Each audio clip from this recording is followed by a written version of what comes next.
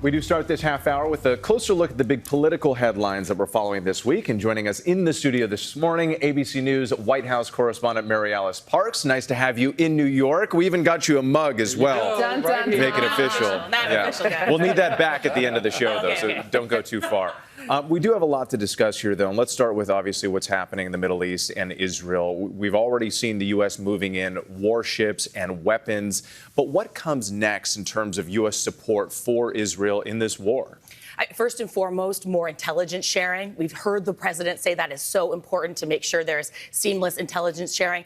And I'm so interested in this possible humanitarian corridor. We've heard Secretary of State Blinken say they have to get civilians out of Gaza. They have to get aid in. So what is the U.S. offering? Are we offering to help support that, to man it? What are we offering to some of the other regional partners like Egypt or even the UN to help make that a reality? I mean, the biggest thing we're seeing right now is this all-out diplomatic push to try to contain the violence and get humanitarian support in.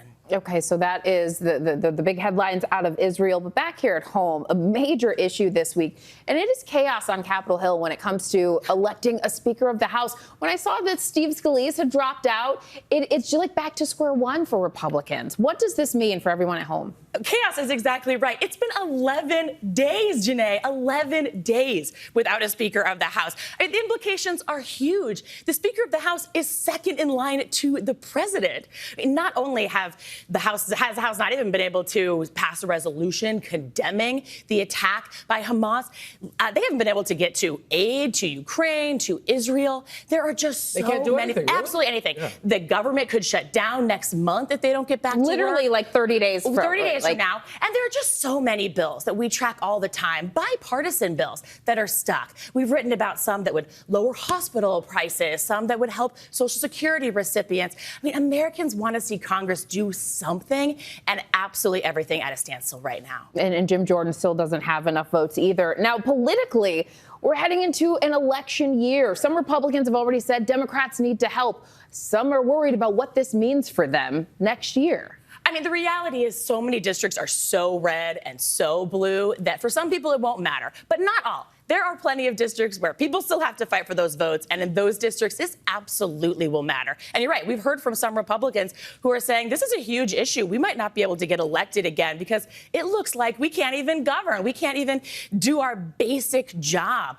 It is interesting what you said about Democrats. If this goes on and on, the big question is at what point do Republicans start making real overtures to Democrats, offering real big compromises to try to come up with some solution. But I don't think we're anywhere near that yet. So let's talk about 2024 for a moment, because you've got the Republican presidential candidates in New Hampshire this weekend. Of course, everybody is talking about the Israel-Hamas war. Is this going to change the landscape for the Republican candidates right now? I think it could. All of the candidates running against Trump in the Republican primary have been looking for something, right, to shake up the dynamics of this race. And this is definitely a moment that brings out some of those divisions in the primary. Those more traditional, more hawkish Republicans are trying to flex their foreign policy muscle. You know, Nikki Haley can talk about her time at the UN. Senator Tim Scott can talk about how he's working in the Senate to try to push the White House. And it's been a tough moment for former President Trump. He kind of stumbled out of the gate. He had some really bizarre comments where he seemed to say that Hezbollah was smart, and he's been trying to clean that up. And Christie called him out on that, too. They all have kind of pounced.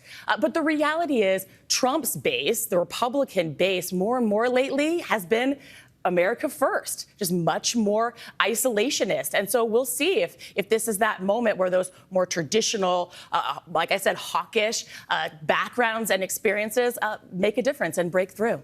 Well, what's making a difference is having you here to answer these questions. Thank you, MaryAlice. Yeah, it's so great. good to have you. Enjoy that mug. Enjoy that mug. Well, Okay. but wash it and return. Well, hey there, GMA fans. Robin Roberts here. Thanks for checking out our YouTube channel. Lots of great stuff here. So go on, click the subscribe button right over here to get more of awesome videos and content from GMA every day, anytime. We thank you for watching, and we'll see you in the morning on GMA.